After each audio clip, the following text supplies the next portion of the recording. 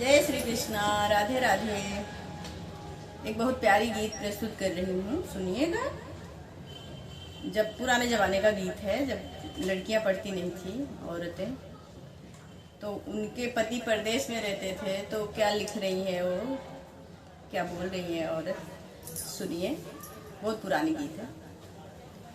अगर गीत अच्छी लगे तो वीडियो लाइक कीजिएगा। पहली बार चैनल पे हैं तो जुड़ जाइएगा, ये मेरा नया चैनल है, आशीर्वाद जरूर दें।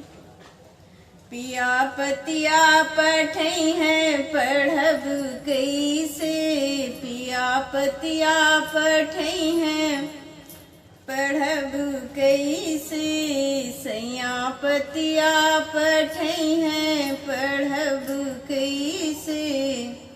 नैहर में पढ़ई बरे माई बाबू बरे जे, नैहर में पढ़ई बरे माई बाबू बर जे, ससुरे में बोलिया साहब कैसे, रे ससुरे माँ बोलिया साहब कैसे। पिया पतिया पठई है पढ़ब कैसे, पिया पतिया पठई है पढ़ब कैसे। लहुरा देवरवा न समझे मोरी बतिया, लहुरा देवरवा समझे न मोरी बतिया, अरे छोटकी ननदिया लड़े हमसे, पिया पतिया पठई है पढ़ब कैसे।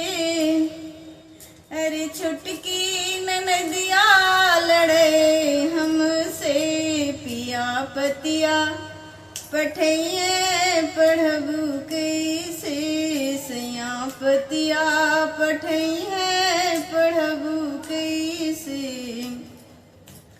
बदले जम समाज तब बदले जमाना, बदले समाज तब बदले जमाना, अरे तब घरे घर बिटिया पढ़े सबके, अरे तब घरे घर बिटिया पढ़े सबके, सैया पतिया पठाए पढ़ब कैसे, पिया पतिया पठई हैं पढ़ब कैसे। घर घर बेटी पढ़ाओ बेटी बचाओ।